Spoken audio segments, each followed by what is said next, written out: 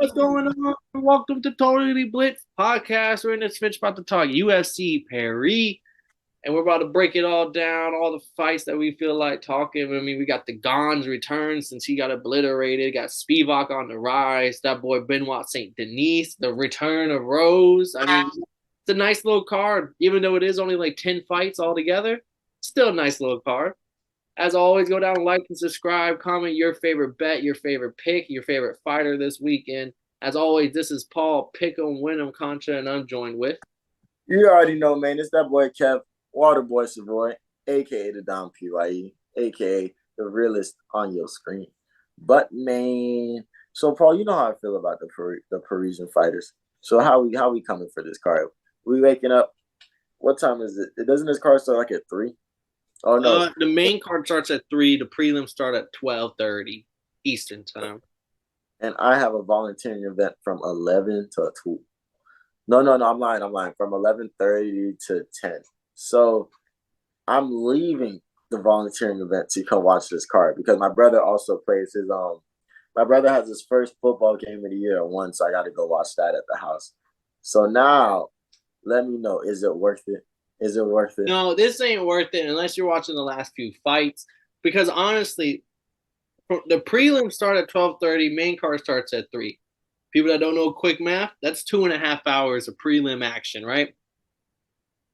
As of right now, there's 4 fights on the prelim. Oh. There's been so many cancellations, so many dropouts for this card. The card's already here. You know, Dana White's not going to scrap the card. So we got a total of 10 fights or not even 10, a total of 9 fights now after the last dropout. 5 on the main card, 4 on the prelims. This might be one of the few times where the prelims have less fights than the main card. But you're telling me for the 2.5 hours, because UFC, now that they're part of ESPN and all the ESPN TV deals, they got to fit ads into things, this and that. They're set on that time. Like, they're not going to be able to shorten it, this and that. So, like, there's going to be a fuckload of commercials. There's going to be a fuckload of breaks in between fights. We're going to get a lot of John Anik and them boys talking. They might talk about Paris and this and that.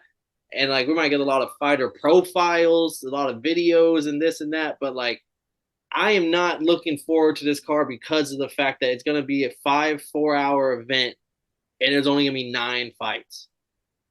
And it's on ESPN Plus. Woo! Damn, Paul, I'm not gonna lie to you. That was some great podcasting journalism right there. Like that was. Yeah, that's why other promotions have better timing. Like the way their fights are just rolling to the next fight. Let's keep the thing going. Keep the energy's high from start to finish. Every Friday night, every UFC Friday morning. Ever since they got these TV deals and they're bougie and they got to answer to their bosses, they're not their own boss anymore. They got to answer to Disney and ESPN and the higher ups and all that. Like, you booked for 5 hours, you're gonna have to stay here for 5 hours, and it's like, there's only 9 fights. Like, that's the biggest complaint right now with UFC. It's not the content, it's not the quality, it's the time per event. We don't need these 4-hour events if there's only going to be 12 fights. Like, just cut it back a little. And they're not going to. They're going to get paid from all their money sources through this. So, unfortunately, this might be a great fight where you can watch for 10, 15 minutes, and if you have shit to do, go to the store real quick, come back, because the next fight might not have started yet. Like, you have. Oh, that's crazy. Man, that boy said, bro, you got go take that bathroom break. Go grab those blunts. Go get them snacks real quick. You straight. Go to your homie's house. You'll make it there in time before the next one. Probably. I know we're only going to be talking a few fights on the main card just because how many people have dropped out. There isn't too much to talk on the prelims. But as I was looking up the prelims before we started recording, I do have to shout out real quick. That boy, so we got a UFC prospect, Farid Basharat, second fight on the prelims, minus 350, 10-0 fighter. And I think this is his 3rd fight in the UFC. He's coming off the Dana White Contender Series where he got a unanimous decision win over Begasso. And then he followed up that with another unanimous decision win over Damon Blackshear back in March this year, which we know is a dog. But he's taken on my guy, who we didn't get to see fight last time because he came in overweight, Klotson Rodriguez shoot boxing MMA. He trains Oliveira. He's over there, like he's with the killers. They're all hyping him up as the next great thing. He was on a card a few weeks ago when he was a big underdog, and I was telling you, like, don't sleep on Klotson Rodriguez. Like they're talking about he's the next hitter out of shoot boxing. And here we are again. Hopefully he can make weight, make the 125 weight limit. He is plus 275 on the underdog, and I'm probably gonna sprinkle a little bit on him. Hopefully he makes weight. But I'm sprinkling. I don't know much about Farid. He has beaten a good fighter in Damon Blackshear, but at almost 3-1 odds, it isn't bad to sprinkle a little bit on KR because KR, from what other hitters are telling me, he's a hitter, and I'm willing. The last time I've seen something like that, I went with it, and it paid out well. So I'm gonna continue to follow this trend. You already know how we come in. Real shoot box guys, you feel me? Don't get me wrong, it's CKB for life. But that's on the front. On the back, I got that real shoot box on the back, you feel me? So I respect it. let's see what my dog got to do, man. Let's see what my dog got to do. If Farid is out of Afghanistan, he trains at Extreme Couture, which is a great gym, don't get me wrong, but Afghanistan, I mean, they're not. It's almost like how we talk, like with India. Like, yeah, you can be a good Indian fighter. There's not many, and it's because it's not a culture of this, and you don't train since you're a kid. It's just harder. Sometimes there's a reason why there's not many hitters coming out of these places. So, like, I'm gonna rock with the Brazilian as a 3-1 underdog here. Y'all heard it here first. Okay, that boy Paul got y'all some low key money. Get that. And then let's talk about the return of Rose. We kept talking about it a few weeks ago. I feel like we've been talking about it since the Zong fight. Like for 2 weeks in a row, we've talked about Rose. Facts, which is more than any time in this podcast ever. Yeah, and here we are now. She's making her return. She's moving up the weight class. She's not going back to strawweight. She's going to move into the flyweight. She's 31 years old. Weight cut is kind of hard. She thinks this is going to be better for her, on to better things. Her last fight was a title fight in which she lost. So, like, former champion coming in as a plus 155 underdog to Marion Fiorot, who's 10-1, minus 180. She's in her prime. She's not prime. She's 33, but she looks like she's like 25. The way she's built, like she's built like a fucking. She built like Alicia Baumgartner, bro. And, she's coming off of. She has good wins, but I would just say her. Since joining the UFC, 5-0. Wins over Victoria Leonardo, Tabatha Ricci, Myra Bruno Silva, Jennifer Maya, and Caitlin Chukian. 4 of those 5 are hitters, right? And all of them are decision wins or a knockout. So, and unanimous decision wins too.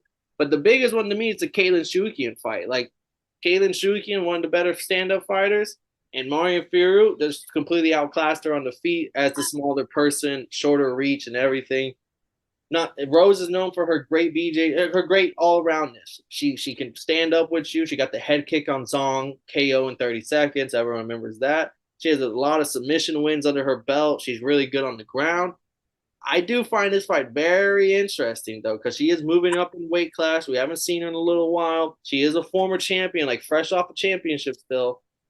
But, I mean, Marion Fiorot just kind of seemed like she's the hitter at flyweight right now. Top 5 ranking and all. Like, this is a big first fight back in the new weight class.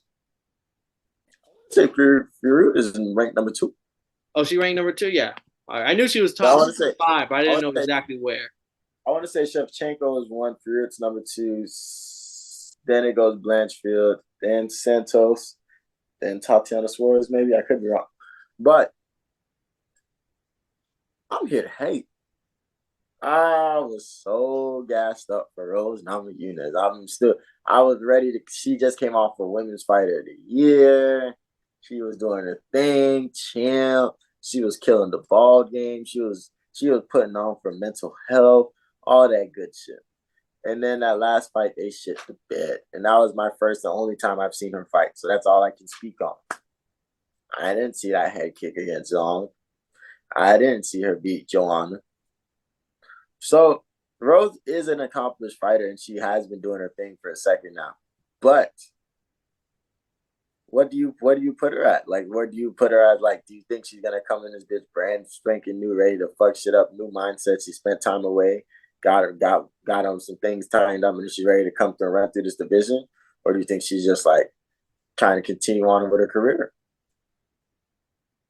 So I want to pick her because she's the underdog, and she. I mean, if you look at strawweight, she's currently ranked number 2 in the strawweight division still. So like, she's still a hitter. She's in a different weight class though, and I don't like older fighters moving into different weight classes. I feel like we cover this a lot. But what's interesting is the one thing that makes me feel strong about Fariu is the fact that she fought Jennifer Maia, the wife of the great Damian Maia. She herself, phenomenal BJJ, the top tier women BJJ artist. And I was better than Rose on the ground, 100%. Does look at the 80 JCC records, all that shit. Jennifer Maia is a fucking hitter when it comes to on rolling on the mat. So Mm-hmm. I mean, in Fariu got her own takedowns on her and wasn't afraid to hit the mat with her. Huh. And she doesn't have any submissions under her record, under her belt. She does it like she's all usually on the feet. She can work in her offensive wrestling, but for her to be able to feel comfortable enough with her BJJ or a little bit of this and that to take her down and be willing to go to the mat with her, I feel like there's a little bit of BJJ that we just don't know about or just haven't seen yet for her to feel that comfortable. And with that little piece of stuff, it makes me feel like Fariu should probably be a bigger favorite here. Just because you're in a bigger weight class, this is her weight class. Even though Rose, I know you're respecting Rose, but mentally, we don't know where Rose is at. Rose has been kind of mentally out of it for a little while. She did it. She just did a little Aaron Rodgers. She was in the darkness. Yeah, like, and I mean, people love Rose, so there might be a lot of people backing Rose. I'm gonna be the person going for it. I mean, UFC knows what they're doing when they host these fights in different countries, and the home fighters typically win more times than not. Like it's just like, and there's only like 3 people from France on this card, and there's only like 5 French fighters altogether in the UFC. So I don't think UFC is gonna hurt their stock in France by putting one of their better French fighters in a fight that they think they'll lose. If that makes sense. Yeah, that's real. That's real shit. It's kind of like you get a win over someone who has name and status, but it's a fight that if you don't know the name, like if it was just no one knew anything, she should win almost every time. Like it's a more likely than not she should win. But because name and status is added to it, people feel like Rose should win also. But after she gets the Rose name on her resume, it's like, oh, we got a fucking killer on the streets here. Like France, stand up. Yeah, I could see that happening. I think Fury is a big deal. She's a problem, and even if Rose did lose this fight, it wouldn't kill her stock in this division. She would just have to kind of battle it out with all the motherfuckers that's going in right now. But I'm gonna believe in Rose one more time. I think I'm gonna believe in Rose one more time. I do like her fighting style from what I've heard of, never seen, but I've heard of. She can be an exciting fighter, and she can be a smart technical fighter. So I think this is the fight where she isn't coming in with 100% to stick to a very, very, very limited game plan. But this is the fight where she's like she shows that like, okay, I am a problem in this division. I'm about to shake shit up too. And if she comes in and does that, that flips a lot of shit upside down. And this year of the UFC flyweight I'm rapping about, the women's flyweight division is gonna be on the map if this shit goes down like that. I mean, there's so many hitters right now. Like women's have been made to take a second, clap it for yourself. Like y'all came a long way since only having Ronda Rousey. Not for real. Amanda Nunez is gone. We're gonna be trying to put some new light on people. Aaron Blanchfield is 24 in this division. I can't speak on that enough. Like you feel me? So they got some shit coming down in this motherfucking UFC in this women's flyweight division. So if Rose can come in and help shake this bitch up even more, I'm here for it. And then, as you know, I only spark my blunts for main events. Here we are. The return. I mean, it's not a return. He was just fighting a little bit ago, but like how bad he went out. It feels like it's a return.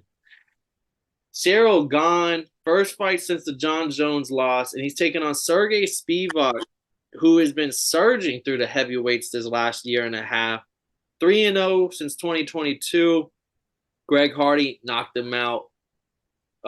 Sakai knocked him out. Derek Lewis submitted him. Didn't need the judges for any of his last 3 fights. Now he's taking on Ciryl Gane and kind of paint the picture for everyone at home.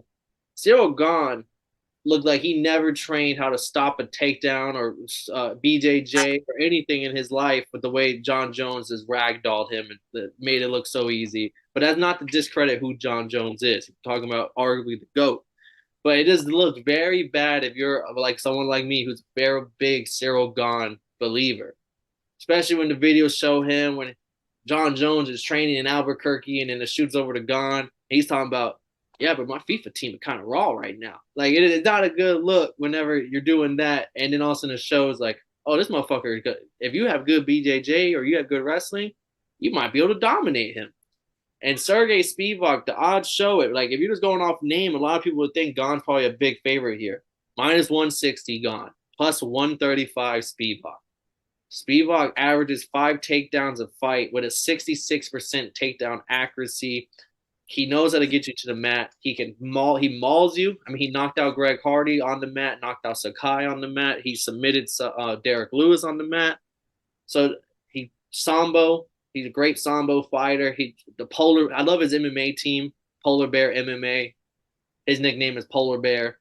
Like, it's just the whole camp team gym is surrounded for him to become great. Ciryl Gane still got all the tools in the arsenal to become a champion. Just probably has to work on a little bit more groundwork, more defensive wrestling, more defensive BJJ. But the moment John Jones is no longer in the division, there's really only going to be 2 hitters left. 3 hitters. There's going to be 3 hitters left in the division. Pavlovich is going to reign, have one of the longest reign as UFC champions. And then his biggest rival is going to be motherfucking Tom Aspinall. The rest of these motherfuckers can sit down. So, but Spivac's last loss is Tom Aspinall. Right before that 3-fight win streak I told you about, his last fight before that, Tom Aspinall got knocked down in the first round. It's okay. It's Tom Aspinall. He does that. But Ciryl Gane is a good fighter. So my biggest thing about Ciryl Gane is that y'all made me hate Ciryl Gane because y'all really were telling me, y'all, as in Paul and a lot of other motherfuckers, were really telling me that John Jones is about to get fucked up by Ciryl Gane. And and I was like, what the fuck are y'all talking about? This dude got taken down by Francis Ngannou. And it was hood nigga style. Like, it wasn't even on some, like, technique. So, like, I'm like, John Jones is going to kill him. I didn't expect John Jones to do a beautiful, masterful performance to where, like, even Ciryl Gane doesn't really know what the fuck happened. But he did that. But I'm also not tripping about that. I'm a firm believer that, like, John Jones is not only the greatest fighter of all time. I really feel like if this was a different era, a different generation, he would be like a conqueror somewhere. Like, he would be known as like, and I don't think he would be a good guy. I think he would be like that one conqueror that's just like going around taking over everything. Like, putting him back in like ancient Greek. He definitely wouldn't be a good guy. 100,000% he would be a villain. I think, but I'm also saying that in the sense that, like, that's just the lifestyle that they lived out there. Like, the people we respect, Alexander the Great, Ivan the Terrible, like, these motherfuckers were conquerors. They're going over taking villages, burning shit, and raping women. Like, you feel me? So, like, I feel like John Jones would be killing them that. So that's why I don't get mad. Thrive in that scenario. Yeah. And he'd be known as like an undefeated ass motherfucker. And like, his army would go up against Alexander the Great type shit. But I'm a firm believer that, like, you can't hold that against Gane for getting killed like that. Like, it's John Jones. He probably would have done that to most of the division. But so this is Ciryl Gane's chance to really like make up for that, because I don't think he underestimated John Jones. He knew he was the GOAT. I think he thought John Jones was a joke, and John peeped that, and that's why he just stayed quiet. Just let him know that, like, yo, bro, you ain't shit. I'm gonna fuck you up. I'm gonna say too much. And that's what happened. So because of this, like, I think Gane's been sit down. He's taking shit way more serious. And I could be wrong. I could think he could be still in his bitch playing FIFA all day. But I think after what his last fight happened, his second chance at a heavyweight championship. He's taking this shit seriously. He's worked on takedown defense. He's worked on his footwork, and he knows he still has that power to crack. So if he comes into this fight with that, and the UFC also, like you said, the UFC knows their booking. So like they're really expecting this to be a good matchup for Ciryl Gane. After if he I can see Ciryl Gane winning this fight. I like Ciryl Gane, especially on the odds and everything. I like Spivac. Like I was one of the people. Like I remember the first time I put y'all on the Spivac was the Greg Hardy fight. I was telling you, I was like, he's gonna wrestle fuck. Like he's gonna take Greg Hardy and just make sure that he knows you do not belong here. And like for a whole 2 minutes, we sat there and just watched Spivac just maul him. But like I said, he goes up against Tom Aspinall, gets knocked out. His fight before that, Alexei Oleinik, who's like 40 years old right now. He gets the win over him. Jared Vanderlei, again, not that good of a fighter in the UFC, knocks him out. Carlos Felipe, who the fuck is that? Mm-hmm.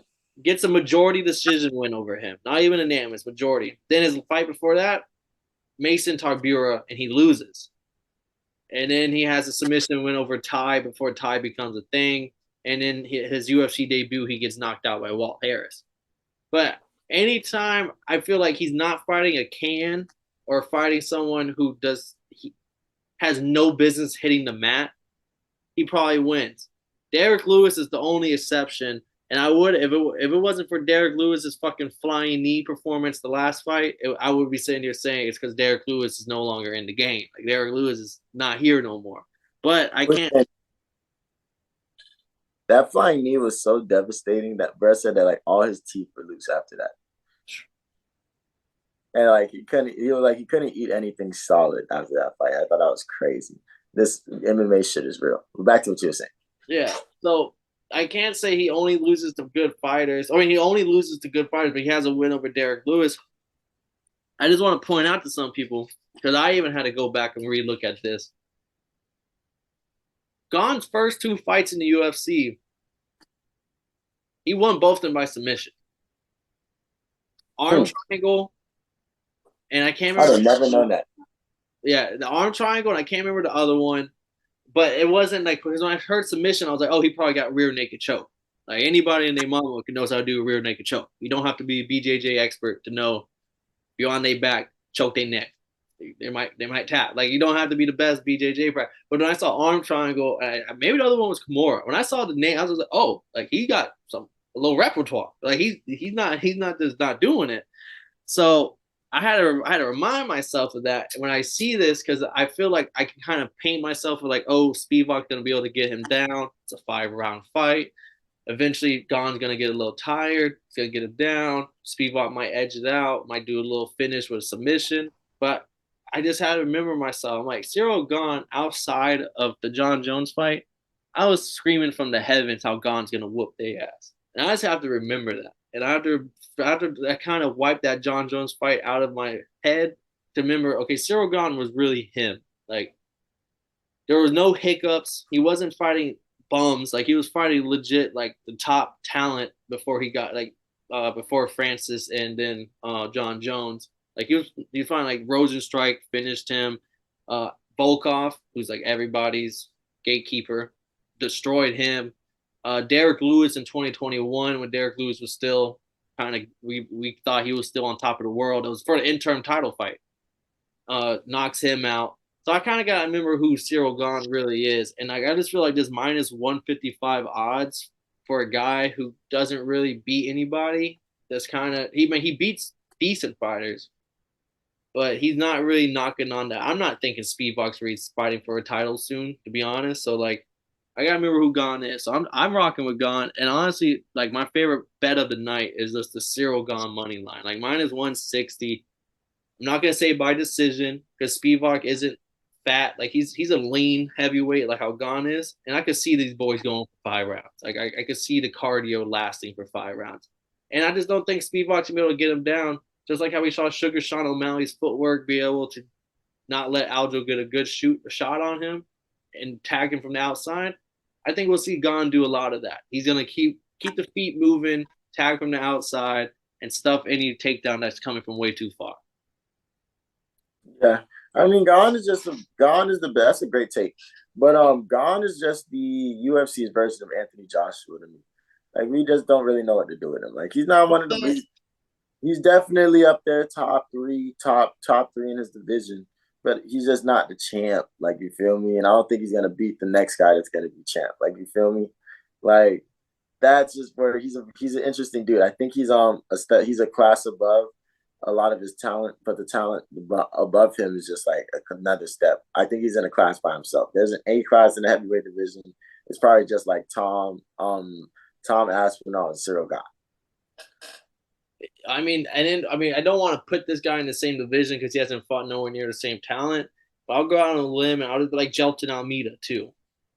He's B plus. He's B plus. Yeah, like he hasn't had his resume is not there yet. He still has to win like one or two. He has to beat Volkov. He goes beat Volkov at Volkov resume. Because Volkov is B minus. Yeah, you beat Volkov real quick, and then welcome to the A club, buddy. Yeah, welcome to the A club. You feel me? And then the S tier is Pavlovich and Naganu, and then John Jones is in a tier above that. Like you feel me? We don't even know what to call it. Super S. Ngannou's Super S too, bro. What are you talking about? No. I fuck with Ngannou, but come on now. I ain't gonna lie to you. John Jones is built different, kid. I'm rooting for Ngannou against Tyson Fury, and I can't wait to cover that fight. But nah. John Jones is built different. Unless Ngannou really catches John, which nobody in the history of ever has. John, especially if John trains for that fight.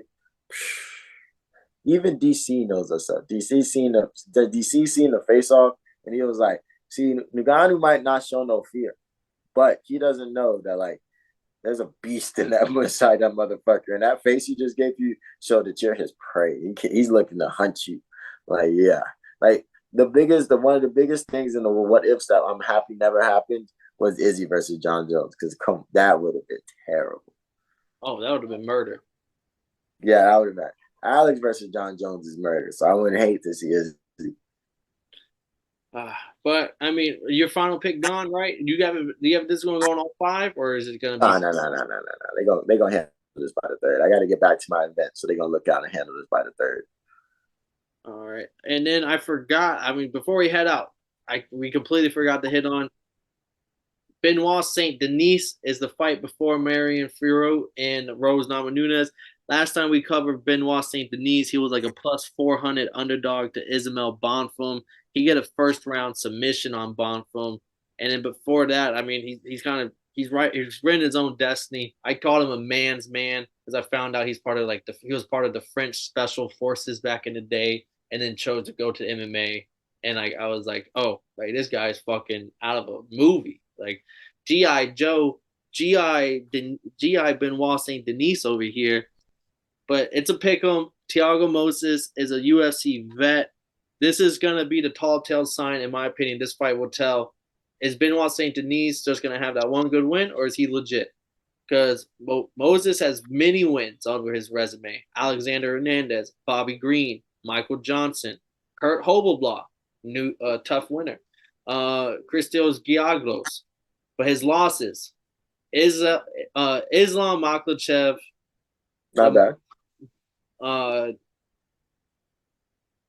Beneil Dariush. Not bad. Dimar Ismagulov. Yeah.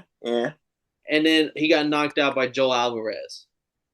That's not a great loss to be honest, but it's just like 3 out of 4 were good to great fighters. And current champ. So like Benoit Saint Denis, 11-1. It's a pick'em. That's another fight that y'all should tune in and watch. I'm taking the money. There are only 3 French fighters on this card: Ciryl Gane, Ferriu, and Benoit Saint Denis. Ryan Alter. I was about to say that's your parlay. That's the parlay, bro. Put the France parlay out there. I won't have the odds right now. I will drop it in the comments. Go peep the comment section for the big bomb France parlay. Hey, mate, don't forget to drop a like while you're over there. I'm about to check it. All right, boys, but we heading out of here. This has been UFC Paris by Totally Blitz Podcast. Thank you for tuning in. Go down, like Kev said, drop a like, go down and comment. As always, This is Paul Pick 'em Win 'em Contra. I was joined with Kevin Waterboy Savoy, and if y'all didn't know, now y'all know, motherfuckers.